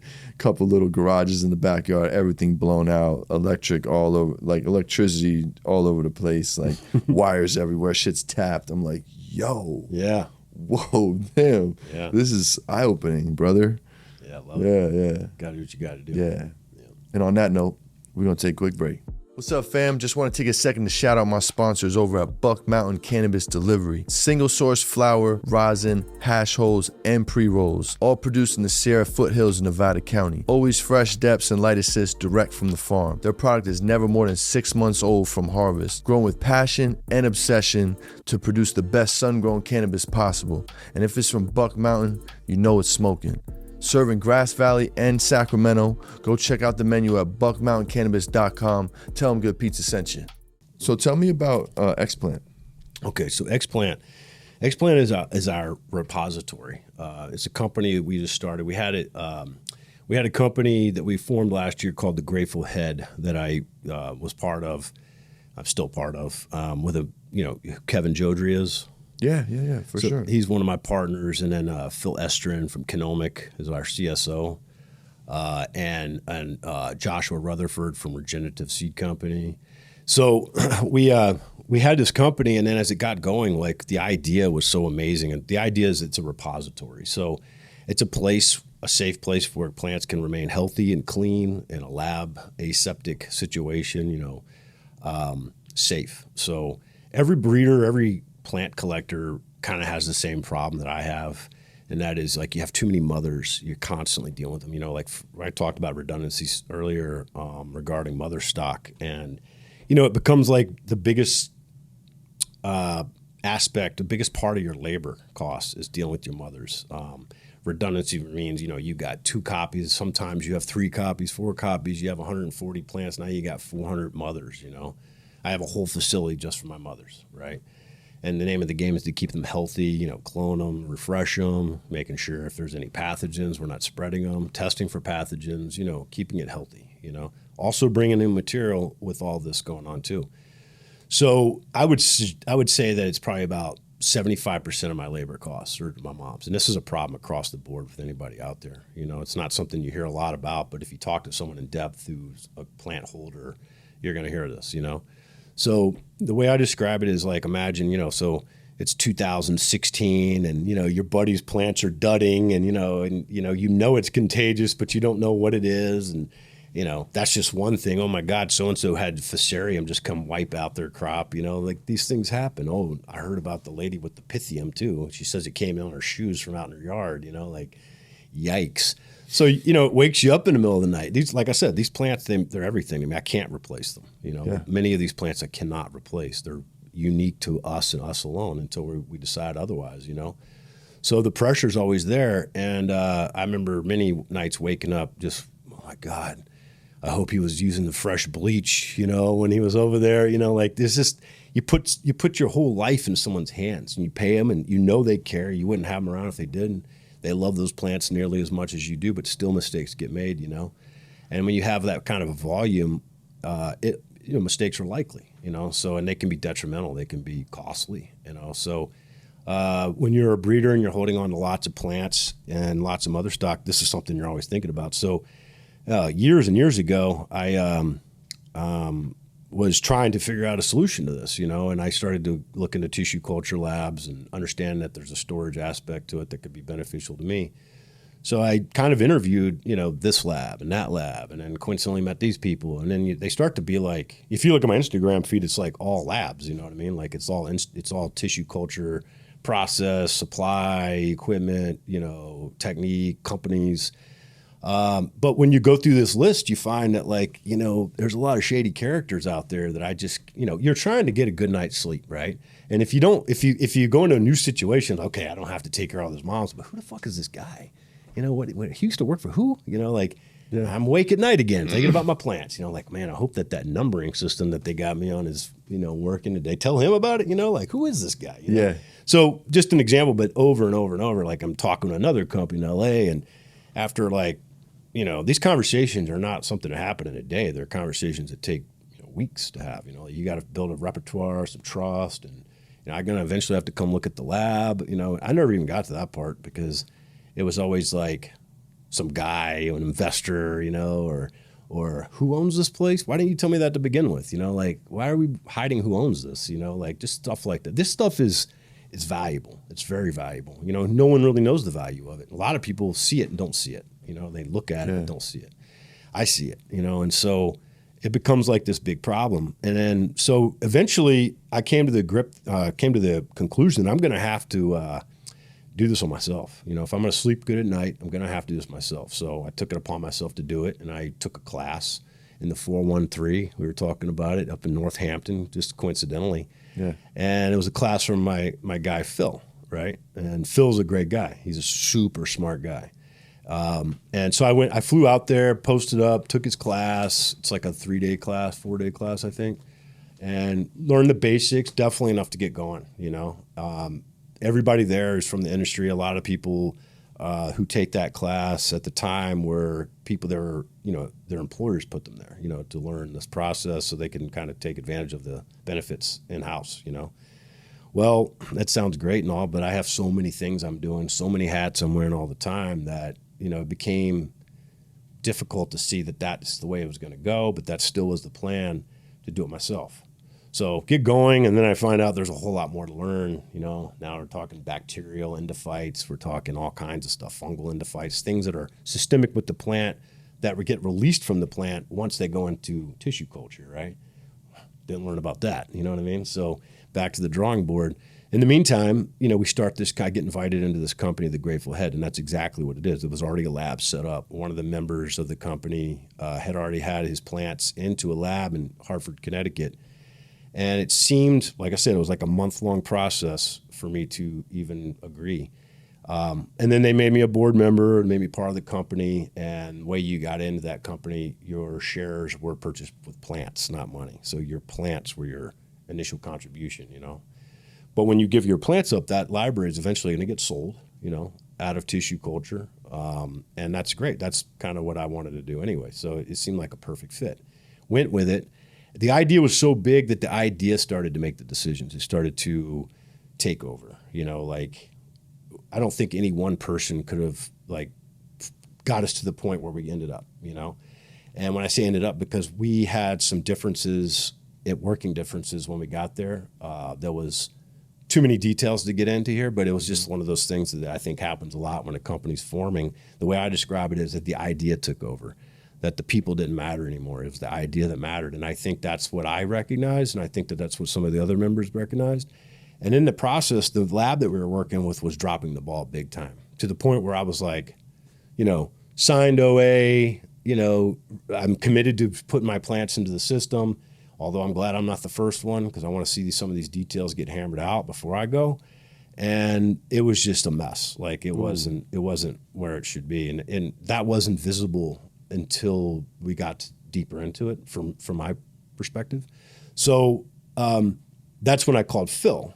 And I was like, hey, Phil, we're having troubles with this lab. And first off, he knew that lab. And so he was able to kind of understand, what we were going through, plus just understanding the industry from his point of view in a lab stance. So, he joined forces with us. We got him to come in, and we made him one of the members as well. And it seemed like we were going to have a transition going in from this lab to somebody I trusted a lot more, someone that I had experience with, someone I could see eye to eye better and make me feel more comfortable. Like I said, this is all about sleeping better at night. Yeah. So, and then things kind of fell apart around Christmas for that company, and we decided to dissolve it. But that's not something that can happen overnight, So we just formed, or we're in the process still actually, of forming X-Plant, which is the new company. And so it's just the idea taking its next step into a better future. Okay. And so what it is, it's a repository. And it's a place where you can store your plants, but it's also a place where anyone can get the plant, purchase the plant, once it comes available. So to give examples, I think is better. So say you're a breeder, you've got the same problems I described. You don't really have a way, I know breeders who you've heard of who, when I talk to them, they're like, we all talk about the same thing. It's like, I just want to get back to breeding. I want to focus all my attention to that. Well, that's easier said than done because of all the maintenance that goes on. It's difficult to hire the right crew of people to deal with the problems that arise from mother stock, from a mother block. It's really difficult, especially an aging one that's getting older, one that, you didn't have control over all these decades. Maybe someone else did, and maybe they brought in some pathogens and now you're dealing with them, So across the board, this is the same problem. So think about it like this. You're a breeder, you got 140 strings, right? You're not going to grow them all at the same time. You're not working with them on the same, but they need daily attention all the time. It's a constant. It rules your life, And so what if you were able to take those 130 plants and stick them somewhere else in stasis, in stores, and you feel good about it, the integrity of the company's there. It can be shown to you. There's dudes like me hanging around, Kevin Jodry, there's people who you've heard of who care about the plant, and everyone knows they care about the plant, Sure, we're here to make some money for sure, but in order to do that, we have to take care of our business first, So, and then what if you could just pull out when you felt like it? What if you woke up in the middle of the night not worrying about your mothers, but having great ideas that are waking you up, things that are inspirational and things that you just aren't having when all you're thinking about is the grind, Well, that's a solution. That's a solution for not only the individuals involved, but for cannabis in general, right? Because what we've talked about in our meetings is that there hasn't really been a hype strain in a while. It's been a few years. And there's probably a lot of factors to that. There's probably Instagram's different. I think that's a big thing, a big part in it. Like it's harder to advertise now. It's not like it was, earlier in cannabis, like we talked about, like in the 90s or the early 2000s. But it's still, Instagram has clamped down on cannabis. That people's accounts are getting blocked here left and right. And this has an impact, and I don't really know when the last time a hype strain's like really taken, like think about like gelato, you know what I mean? Or something like that, or cookies or one of these types, like there hasn't been one of these like earth-shaking strains that pop around in a while. There's a lot of good stuff. Skittles is still making noise. It seems like it is the top dog. It is. It's one of them. Yeah, it's a primary color as well. Yeah. So that's what the repository. That's the idea behind it. Okay. So I like it. But where is this located? It's in Maine. It's in Maine. No shit. Yeah. Okay. Yeah. And we have a plan where there's going to be different locations in different regions of the country. No doubt. So when we do fulfillment, it's a less, it's a shorter trip to. Yeah, because I need a tray of my cuts. Like that's a fucking. Yeah. And that's so if you were like a breeder and you donated some portion of your library or something, we are going. There's an agreement we have where you're going to have like access to your library and whatever else we have. I mean, the idea is to get you back to work at breeding, because we want you to get new things, unique things back into the system, because that's where we see kind of cannabis is plateauing right now. Yeah. It's becoming homogenized right now, again. And so we need some standouts, but the people who are doing the real work, and they're out there, they're not able to really focus on that, When you have a lot of plants like that, you end up finding yourself in like shady deals with people. Like you get like, you're working at a facility under a license, but you don't really have control of what happens next.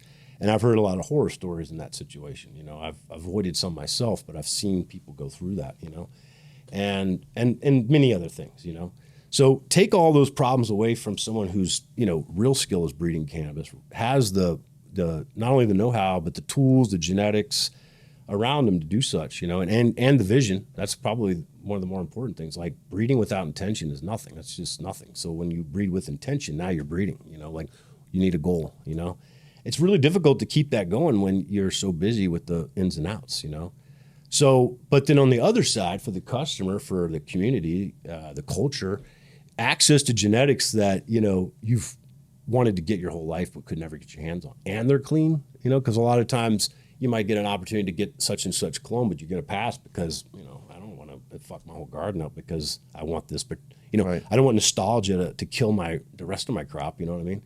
But if you can guarantee it's clean and we can show you that, and we're very open about the process that we do and how we do it, Phil, our CSO, like he can lay it out for you. He can tell you about stuff that you've never heard of yet in cannabis, like different things about cannabinoids and pathogens. And, he made a post today about, hey, send me your sick plants. We may have a compound that can actually eliminate hoplite and viroid. You know what I mean? Like, damn, that's a big one. It Holy is. shit. And that's where he's at. Like, he's a very forward-thinking guy. Like he's always one step ahead of everything. And that's what that's from the day I met him, I noticed, So grateful to have him on the team and to be part of his team, So that's kind of what it is. And then, so the idea is that we'll sell individual plants, genetics, to anybody.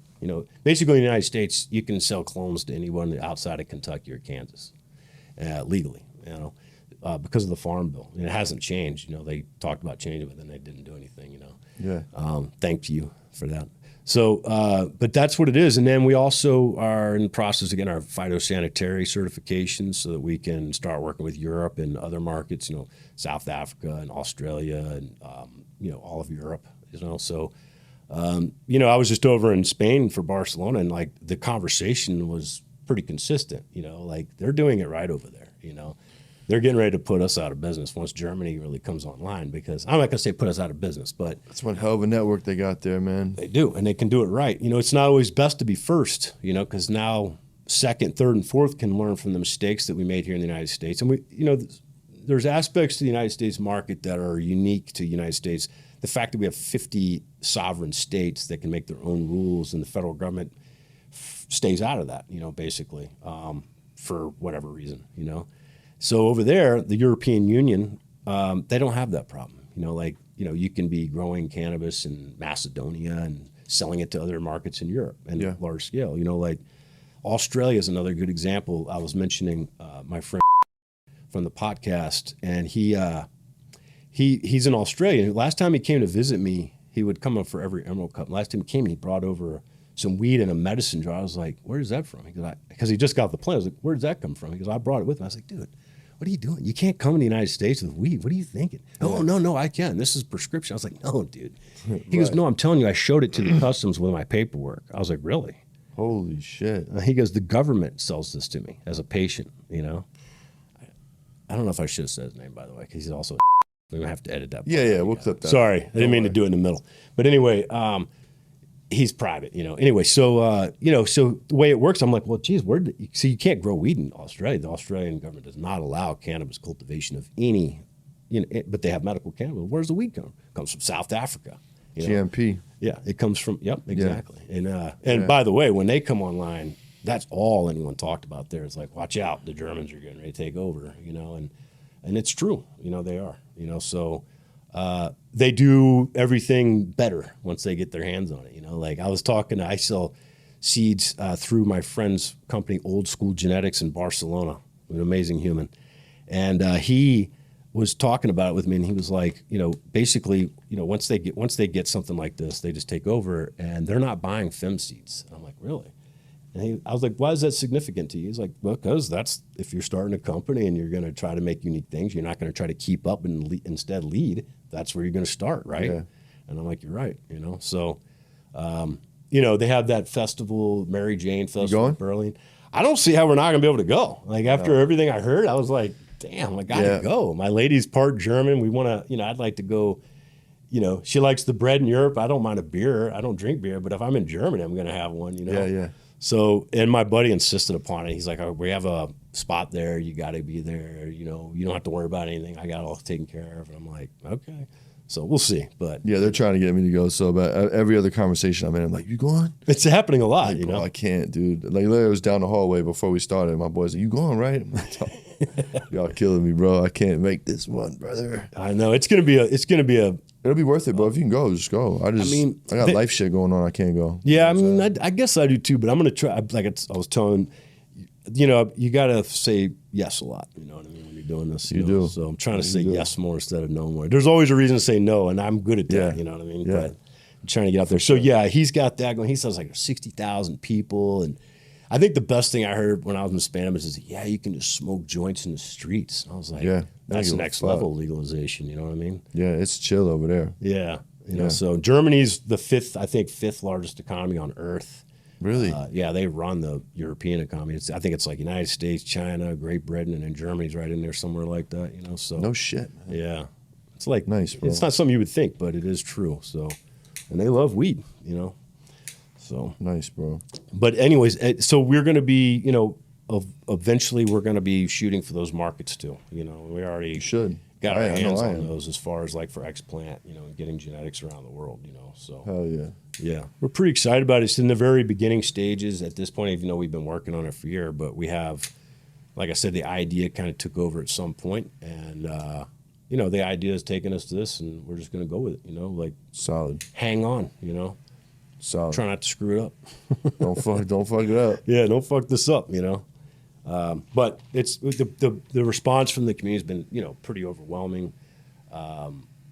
It's very difficult what we're trying to do. It's not easy selling clean plants to anybody who can buy it. It's like, first off, this day and time is the first time this can happen, and we're gonna go for it.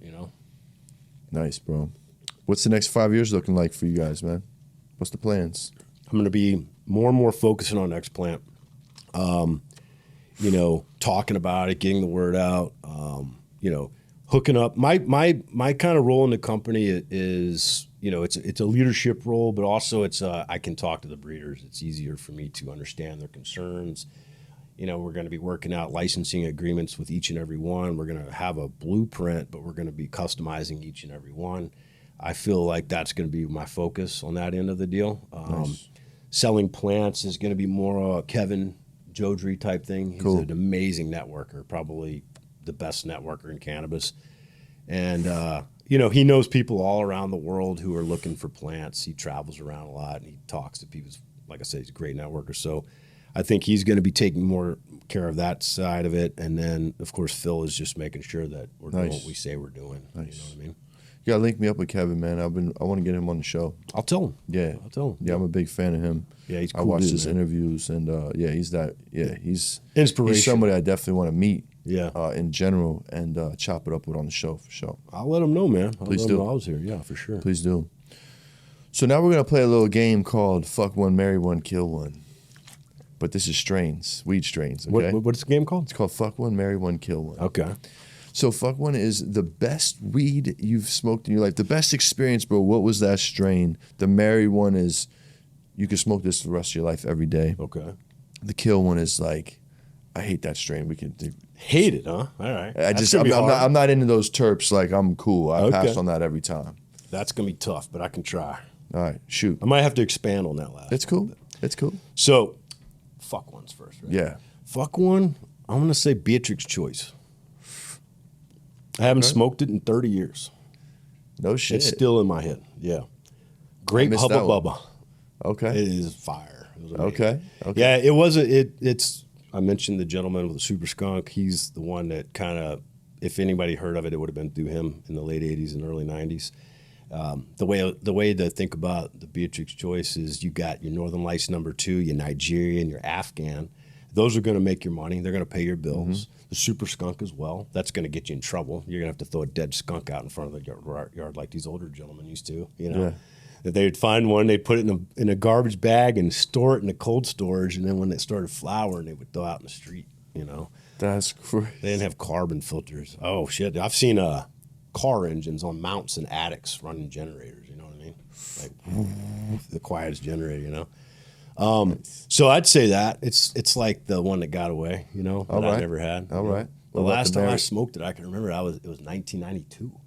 That's how I remember. It was June, and I was on my way up to Rich Stadium where the Buffalo Bills play to see the Grateful Dead, Nice. and I scored a half ounce, and I was like, a whole half ounce? That must have been the whole plant, you know, because it would be like this. The rumor was, I never grew this, but the rumor was it would be like a quarter ounce on a plant dried. You know what I mean? So why bother? You know, except it was amazing, right? Yeah. So that one, Mary's easy. That's Chem 91. That's right. And it's I was waiting for that. yeah, just because of the effect, you know. Yeah. I always tell people, like, if you want pretty weed, maybe not. I think it's beautiful, but maybe not. The flavor, I don't know how anyone couldn't like that. But the effect, it always gets you where you want to be. It always gets you stoned. And I say it to people, it's any time, you know, like you can smoke it after a long night tripping with the crew, you know, and the sun's coming up, you know. Oh, yeah. You have a little champagne, you fire up one of those, and now everything is perfect in the world, Yeah. you know. Or you can get up in the morning on a Tuesday and you can fire up a little bit of that and smoke. And certainly at night, you can get some good stress with some Chem 91. But it always works. It always puts you right there. It always does exactly. Hell yeah. You know? So that's the most important. Now, one that I would kill. Shit. See, I'm thinking about this one. And I don't know, like this is a little bit different than your question, I think. I don't know if this is the direction you're going in, but there was this sour band. There's a lot of sour bands, right? There was this one sour band cut we had around 2007, 2008-ish, right around in there. And this weed was, it did the two things in the beginning, the two things, the fuck her and the marry her. We had that one because it was big yields, consistent, perfect trim, beautiful, had all the things. Yeah. The only problem with it was the best weed, right? Yeah. The only problem was it was one of those strains that no matter what you did, a month later it'd be brown. It aged quick. Yeah, you Yeah. ever experienced this? Yeah. Yeah, it was one of I have those. some strains that do that, yeah. And I hated that. Because Sucks. I went and like I was too busy to do I should have done some breeding work with it. We don't have it anymore. It didn't hang out. But it was Gotcha. all that until everyone was like, hey, dude, you know, this weed, like you'd pull weed, like, oh yeah, I got some fucking sacks. You'd come over with some turkey bags and you're like, oh, that don't look right. Yeah, right. Something's off there. And so- you open it up and they're like, what is this? And I'm like, well, Yeah. it was the best weed I ever saw last week, but Yeah. not this week, you know. Yeah, you missed So- it by a week. But Yeah, I put a lot into that strain, like pumping those turkey bags out. Yeah. So I was a little disappointed. I don't know if that's what you were looking for. No, that's cool. It died in the fire. yeah. As far as terps go, I don't know, man. Like I Like a lot of people say like Blue Dream or like Purple Punch. Yeah. Or like Oreos. Like, yo, you can kill that one. This sucks. yeah. I mean, I've But that's seen also enough. subjective. It is you know what I'm subjective. saying? You know, like Blue Dream seems popular in some areas now, which is surprising. In the rec market, it is. Yeah, I never really grew much, but I was around it 2010-ish. And I saw a guy who was pumping. He was getting a 3.5 back then. Oh yeah, for sure. That shit. But it just didn't. It wasn't. yielded. He offered me a cut, and I just, I'm good. You know. Yeah. I'm okay. You know. For sure. You know, that doesn't taste like good weed to me. So Right. but I wouldn't kill it though. You know, I'd breed with it. You know, There you I'd go. fix There you go. it, put some strength into it. You know. And that's what I do. Like I try, Yeah. all Lucky Dog Seed Company does. It's really simple. I developed this male. It took a long time, like I said. Went through a lot of trial and error. It wasn't like the main focus, but it was always the focus. And then you just take that and you cross it with all your other favorite cuts and just see what happens. And then when you test them out, you might find it's the F1 generation, which I prefer because of the vigor. That's what nature intended out there for breeding. So I love the vigor, but of course you're going to get the diverse population in that generation. So what I do is I just simply test the stuff I make, and if I find 3, 4 phenos, but no more, we got a winner. And if I find more, it just goes in the drawer, you know. And No doubt. One day we'll give away freebies, or maybe we'll get some time to pop those and find the thing that's the next thing, you know. So that's all it is, you know. No doubt. If you could smoke with 2 people, one that's dead, one that's still alive, who would they be? One is dead and one's alive. I don't even know if these people smoke. They have to smoke with you. Well, And I they're don't. What if I don't know smoking Chem they Dog. smoke? What's that? What if I don't know they smoke? No, they're gonna sit down with you and smoke a joint with you. Okay, so it doesn't matter. Doesn't matter if know they or not. smoke or not. They're Okay. going to smoke with you, my friend. Owsley Stanley. Okay, who's that? Put me on, bro. You gotta have to Google him to find it out. Owsley Stanley is Owsley a Stanley. real legend, a real American legend. So one of the things Owsley Stanley did was create the very first tube amplifier. Okay. So he was also the guy who put the Grateful Dead together. He's also an LSD shit. chemist. Oh shit. Okay. Yeah, he was hanging out with the Merry Pranksters in the mid '60s, early '60s. All right. Went to one of the acid tests that Ken Kesey and the Merry Pranksters had, probably down in what's it called, Redwood City, south of the city, south of San Francisco, and they had a spot down there in Laguna. What was that place called? I don't remember what it's called, but they would do acid tests there, right? These guys were all part of the CIA experience. They didn't know if that's what it was, through Stanford University, where they were testing LSD on college students for some pay. So he was hanging out with them, and they had stole a bunch of LSD from Stanford University, and they were having these parties called acid tests, and the Grateful Dead were kind of hanging around, the members of it, and Owsley Stanley showed up there. And he had the idea. He's like, okay, so this is a great idea, but we have to go bigger than this. These guys are just driving around the country with a Dayglow bus, further bus, and they're passing out acid to whoever will take it. They're going to the straightest places. They're going to Ohio and Indiana. Oh, this is lighting the town up. Yeah, but Damn. he's like, and this is a great idea, but we got to scale up. You know what I mean? So he's like, first off, we can't rely on stolen acid. We're going to have to figure out how to get our own acid, and lots of it. And then we need a band, and we're going to have to, follow them around. And in the background, this is what we're really doing. You know what I mean? Like making sure everyone gets the shot, Yeah. And so that's who he was. So, yeah, Holy shit. he made his own barrel. That'd be of fun to LSD. smoke a joint with him for sure.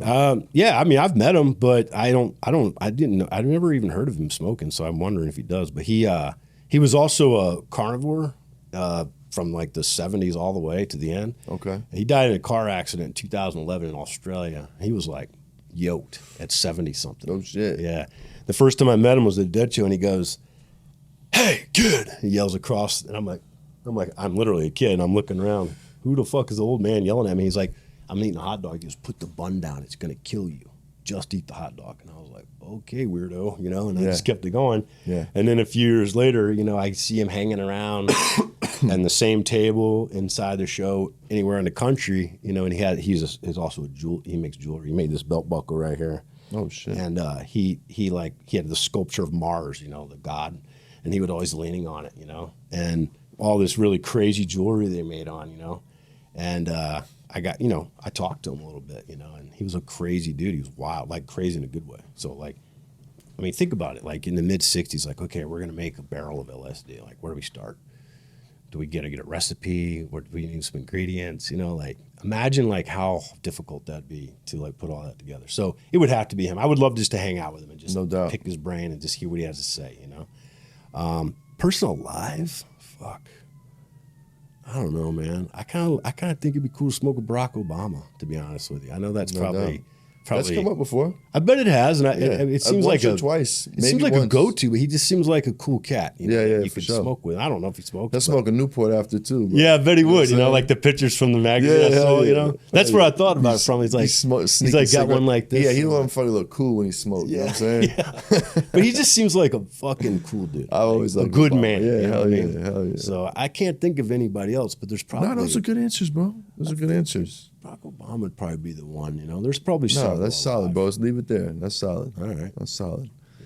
Well, look up Owsley Stanley, man. I will. He's a I'm real gonna have you text me his name. I'm gonna look him up. He's a great American, you know. That's Innovative. ill. I didn't know that was the story about how the fucking Grateful Dead came here. Yeah, That's he literally was super like, legend, bro. Jerry meet Phil. Phil meet Jerry. Yeah. All right, now make music together. We're going on tour. You know Yeah, what I mean? fucking We're going A, to change bro. the world. Look what that did, and it did, bro. It did. Yeah, it impacted us. Yeah, especially your generation, bro. Yeah. Crazy. And it spilled over to all generations. Yeah. after, Yeah, you know, definitely. like all this stuff. Definitely. It goes back to that. And I don't know what it would look like without that. Yeah, man. You know. Before we dip up out of here, my friend, one final question.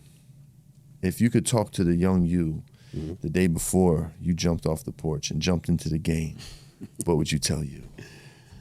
I'd say, for me personally, I would say, hey, man, like, it's okay to take yourself out the shadows. You know, it's okay to come out and put your face in the sunshine. Like, you know, all the things that we talk about, they have an effect on you. They have an effect on your psyche. You know, they have an effect on how you approach the world. And those things impacted me because I went a little deeper than cannabis, you know? So Yeah. I don't want to call it paranoia, but like, I've seen what best friends can do to each other in a courtroom. I've seen the impact that a big piece on your head can do to you and can change, you know, what you're willing to do for your family and friends. And if you're willing to, you know, I've seen people turn on each other, you know, and so those things, when you see them up close and personal, like I did and people in my generation did, and like I said, I was in the middle of it, you know, it has an impact on you. And, you know, and bringing yourself out of the shadow doesn't seem like a good idea. And I feel like if I would have done that earlier, I would have had a different experience, you know, and probably a better experience, you know what I mean? I'll be 52 next month, and, you know, I feel like I'm always one step behind because of that. Do you know what I mean? Yeah. So, like, it was until I got arrested in 2014, I didn't even think about it. You know, it was packs, you know, it was guys from Chicago, guys from New York, OGs and sours, you know. No, I'm not going to knock a nickel off. And no, you're not going to call him because I already told him he's not going to either. You know what I mean? So it was a hamster wheel. You know, like you're just going and going and going. You don't really see the world. Sonoma County is a bubble. You know, like you get caught up in that game there. And it's not bad. It's a good life there, you know, but it's a game nonetheless. And I just didn't even think about what the outside world. Like when I got arrested, I was surprised to see that people were selling seeds online. I was like, wow, look at this. You know, Yeah, that's a good idea. yeah, this is crazy. Like people have been asking me for seeds my whole life, and I'm Yeah. like, seeds? Don't you want to buy some weed, dude? Come on, Yeah, look at all this great weed, you know? Yeah, yeah. So, but the game was getting tired. You know, it was like I said, it turned into Tupperware's a Super Skunk and Chem Dog to my best friends who I've never admit that I grew weed to. You know what I mean? They knew they'd try to get me to talk, but they knew I didn't want to. Just amazing, like in Tupperwares to piles of turkey bags on the bedroom, selling it to the same guy, you know, for the New York, Yep. for the Chicago kids, you know, and then, you know, no one's talking about how great the weed is anymore because like that's not how you get a nickel knocked off or 50 cents knocked off a pack. You know, you got to point out that there's a little shake at the bottom here, and oh man, you left this handle. There's two of these handles in this whole bag. Like I don't know, like can you just knock $50 off? I remember, God rest his soul, my buddy Will, who we worked together in his capacity. He passed away earlier in December, but I remember. Condolences. Huh? My condolences. Thanks, man. Yeah. He's a good man. He's one of the best. And anyway, so I remember he was in the bedroom with me, and we were literally selling weed to the same dudes from Chicago, and we both knew it, you know, but we weren't talking about it, you know, because Right. we got to pay the rent, you know. And Oh yeah. but I got the OGs first, right? They came over to my house first, so he's over there looking at them. And I know he's getting ready to ask, can he get 50 cents knocked off of that? And that's going to be the only 50 cents he makes. And I remember talking to him as we're going through all these bags. I'm like, do we really have to go through all of them, dude? Like, these are all, they look the same as every other time, you know? And he's like, yeah, no. And, you know, I don't know. It's like, you know, but it's a little bit of shake here at the bottom and all these things. And I'm like, do you remember when we used to come into this bedroom and all we could talk about was how amazing the weed is and just gush over it?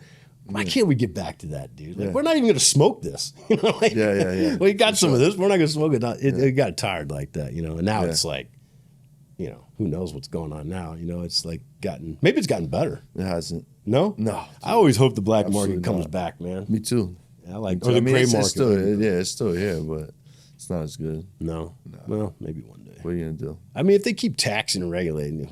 It'll always thrive in some capacity, and somebody will always win and be the guy. You know what I'm saying? Yeah, man. Yeah. But yeah, man, that's what's up, man. Thanks for coming through, man, and sharing your story. It was good to meet you too, man. It's nice to meet For you real. as well, man. For real, man. Yeah, appreciate it. Absolutely. If there's anything you want to plug, where can people find you? Let them know right here.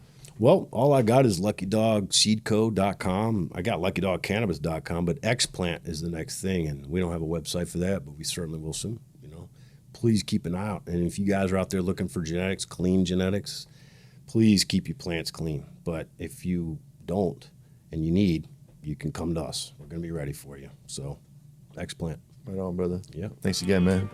Yes, sir. You already know Good Pizza, Skunk VA, Lucky Dog Seeds. Hit the Instagram, hit the YouTube. Please subscribe. Thank you all the Patreons. We appreciate your support. We'll see y'all next time, man. Peace, love, good pizza. We up out of here.